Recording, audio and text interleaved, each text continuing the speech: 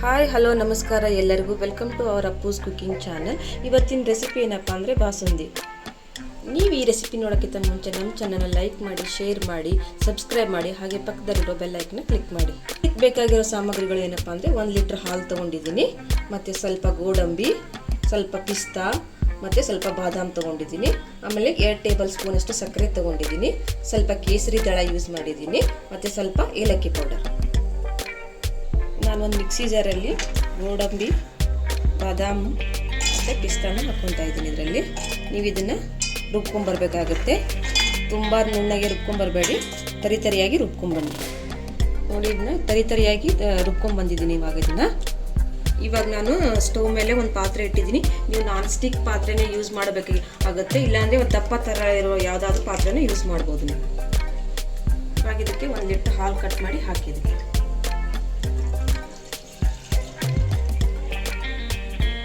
ನಾನಿವಾಗ ಹಾಲು ಹಾಕಿದ್ದೀನಿ. ಇದರಲ್ಲಿ ಊರಿನ ಸ್ವಲ್ಪ ಲೋ ಫ್ಲೇಮಲ್ಲಿ, ಮಧ್ಯಮ ಉರಿಯಲ್ಲಿ ಇಟ್ಕೊಳ್ಳಿ. ತುಂಬ ಲೋ ಫ್ಲೇಮಲ್ಲಿ ಇಟ್ಕೋಬೇಡಿ, ಮೀಡಿಯಂ ಫ್ಲೇಮಲ್ಲಿ ಇರಬೇಕು. ಇವಾಗ ಹಾಲು ಸ್ವಲ್ಪ ಕಾಯಕ್ಕೆ ಬಿಡೋಣ. ಸ್ವಲ್ಪ ಕೆನೆ ಬಂದ ತಕ್ಷಣ ಸ್ವಲ್ಪ ಕೈ ಆಡಿಸ್ಬೇಕು.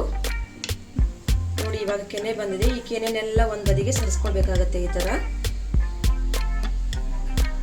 ಲೋ ಫ್ಲೇಮಲ್ಲೇ ಕಾಯಿಸಿ ಹಾಲನ್ನ.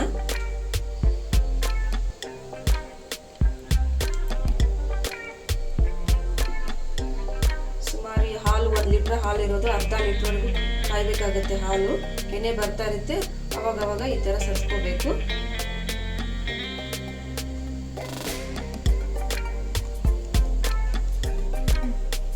ಇವಾಗ ಇದು ಹಾಲು ಕಾಯ್ತಾ ಇದೆ. ಈ ಥರ ಕೈ ಆಡಿಸ್ತಾ ಇರಿ, ಇಲ್ಲಾಂದರೆ ತಳ ಹಿಡೋ ಚಾನ್ಸಸ್ ಇರುತ್ತೆ. ಈ ಥರ ಕೈ ಆಡಿಸ್ತಾ ಇರಿ. ಕಂಟಿನ್ಯೂಸ್ ಆಗಿ ಕೈ ಆಡಿಸ್ಬೇಕಂತ ಏನಿಲ್ಲ, ಅವಾಗವಾಗ ಕೈ ಆಡಿಸ್ಬೇಕಾಗತ್ತೆ, ಇಲ್ಲಾಂದರೆ ತಳ ಹಿಡಿಯುತ್ತೆ. ನೋಡಿ, ಇವಾಗ ಇದು ಗಟ್ಟಿಯಾಗಿದೆ. ಇವಾಗಿನ ಇದಕ್ಕೆ ನಾನು ಕೇಸರಿ ದಳನ ಹಾಕ್ಕೊತಾ ಇದ್ದೀನಿ.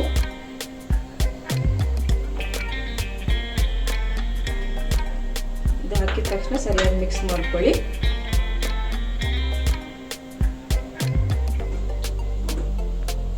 ಕೇಸರಿ ಆರೋಗ್ಯಕ್ಕೆ ತುಂಬಾನೇ ಒಳ್ಳೆಯದು. ಇದನ್ನ ಹಾಕೋದ್ರಿಂದ ಫ್ಲೇವರು ಚೆನ್ನಾಗಿರುತ್ತೆ ಮತ್ತು ಕಲರು ಕೂಡ ತುಂಬ ಚೆನ್ನಾಗಿರುತ್ತೆ. ನಾವು ತಗೊಂಡಿರೋ ಹಾಲಿನ ಪ್ರಮಾಣ ಕೂಡ ಕಡಿಮೆ ಆಗಬೇಕು. ನೋಡಿ, ಕಲರ್ ಕೂಡ ತುಂಬ ಚೆನ್ನಾಗಿ ಬಂದಿದೆ. ಅರ್ಧಕ್ಕರ್ಧ ಹಾಲು ಕಡಿಮೆ ಆಗಬೇಕು. 1 ಲೀಟ್ರ್ ತಗೊಂಡ್ರೆ ಅರ್ಧ ಲೀಟ್ರ್ವರೆಗೂ ಇದನ್ನ ಕಾಯಿಸ್ಕೋಬೇಕಾಗತ್ತೆ.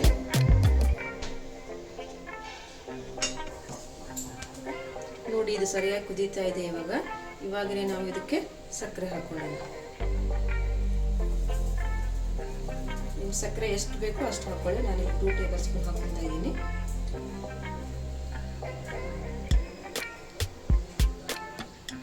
ಸಕ್ಕರೆ ಹಾಕಿದ ತಕ್ಷಣ ಕಲಿಸ್ತಾ ಇರಬೇಕಾಗತ್ತೆ.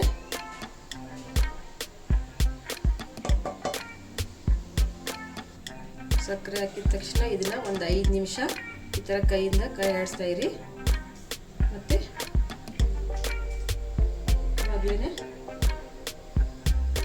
ರುಬ್ಬಿಟ್ಕೊಳ್ತಾ ಇದನ್ನ ಪೌಡರ್ನ ಇದರಲ್ಲಿ ಹಾಕೋಣ.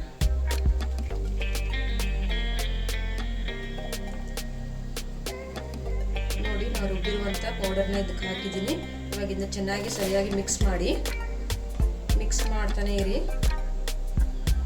ಇದು ಸರಿಯಾಗಿ ಒಂದು 5 ರಿಂದ 10 ನಿಮಿಷ ಕುದಿಬೇಕಾಗತ್ತೆ, ಚೆನ್ನಾಗಿ ಕುದಿಬೇಕಾಗತ್ತೆ.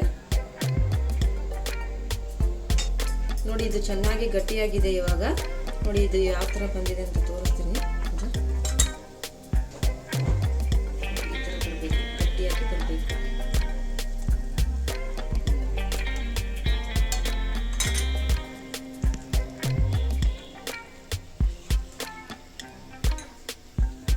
ಕೊನೆಯದಾಗಿ ಇದಕ್ಕೆ ನಾನು ಏಲಕ್ಕಿ ಪೌಡರ್ನ ಹಾಕ್ತಾ ಇದ್ದೀನಿ.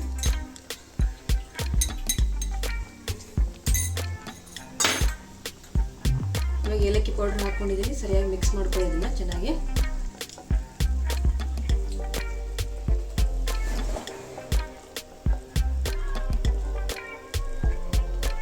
ಇದಿವಾಗ ಆಗಿದೆ. ನೋಡಿ, ಇದನ್ನ ಒಂದು ಸರ್ವಿಂಗ್ ಬೌಲಲ್ಲಿ ತೆಗೆದಿದ್ದೀನಿ. ಇದನ್ನ ಮನೆಯಲ್ಲಿ ಸುಲಭವಾಗಲೇ ಮಾಡ್ಕೋಬಹುದು. ಪೂರಿ ಜೊತೆ ತಿಂದರೆ ತುಂಬ ಚೆನ್ನಾಗಿರುತ್ತೆ ಇದು. ನೀವು ಫ್ರಿಜ್ಜಲ್ಲಿ 2-3 ದಿನ ಇಟ್ಟು ಬೇಕಂದ್ರೆ ತಿನ್ಬೋದು. ಇದನ್ನು ಚೆನ್ನಾಗಿರುತ್ತೆ.